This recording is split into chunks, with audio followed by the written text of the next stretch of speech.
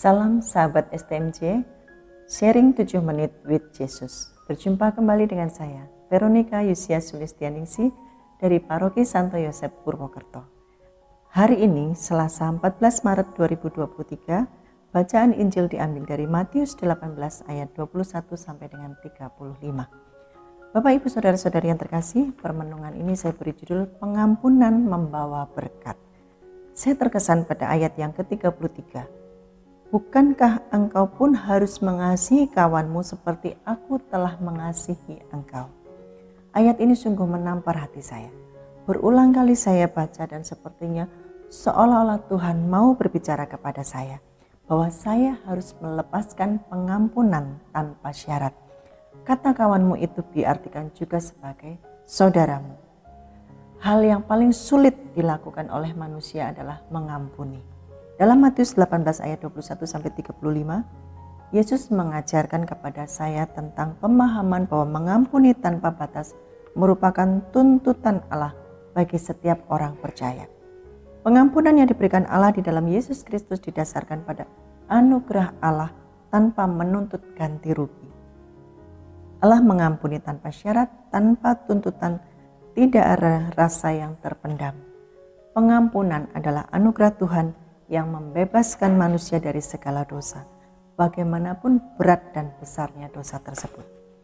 Bapak Ibu Saudara-saudari terkasih, saya men-sharingkan tentang bagaimana kuasa Tuhan merubah hati saya yang keras menjadi lembut dan penuh pengampunan. Saya mempunyai seorang adik yang dari dulu saya bantu biaya kuliahnya sampai selesai, bahkan sampai bekerja dan dia berumah tangga. Dia bekerja di salah satu perusahaan besar di Jakarta. Dalam pekerjaannya tersebut dia sempat tergelincir memakai uang kantor sehingga saya harus membantu untuk menyelesaikannya. Kejadian ini terus berulang sampai beberapa kali dengan berpindah-pindah perusahaan dan saya selalu harus membantu menyelesaikannya. Jumlahnya kalau ditotal luar biasa fantastis, bukan puluhan juta tetapi sudah ratusan.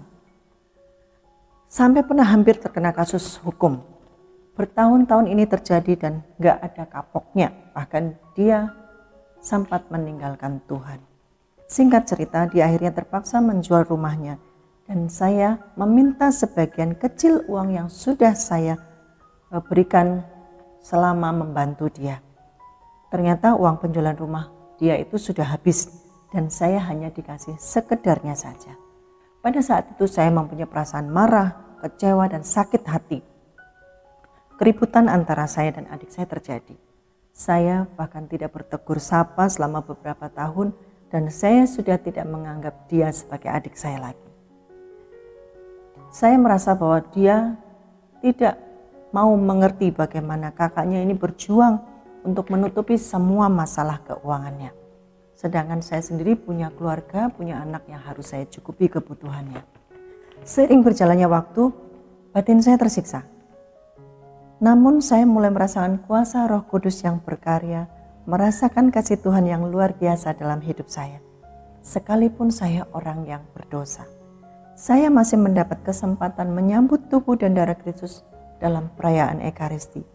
Tuhan telah mengampuni saya tanpa syarat dan mengasihi saya terlebih dahulu. Dan berkat-Nya mengalir tiada berkesudahan sampai dengan hari ini. Akhirnya saya mulai membuka hati melepaskan pengampunan dan memaafkan adik saya. Saya mulai mengandalkan Tuhan untuk memenuhi kebutuhan keluarga saya sehari-hari dan saya mulai merasakan damai sejahtera. Apa yang hilang oleh kelakuan adik saya, Tuhan gantikan berkali lipat. Bahkan saya tidak berkekurangan sampai dengan hari ini.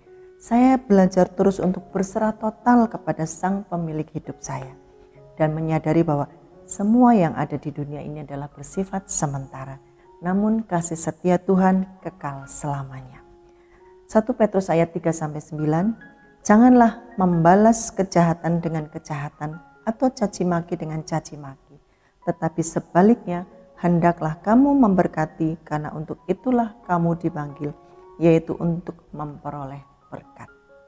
Bapak Ibu Saudara-saudari yang terkasih, demikian sharing yang bisa saya bagikan, kiranya ini menjadi berkat bagi kita semua. Terima kasih, berkah dalam.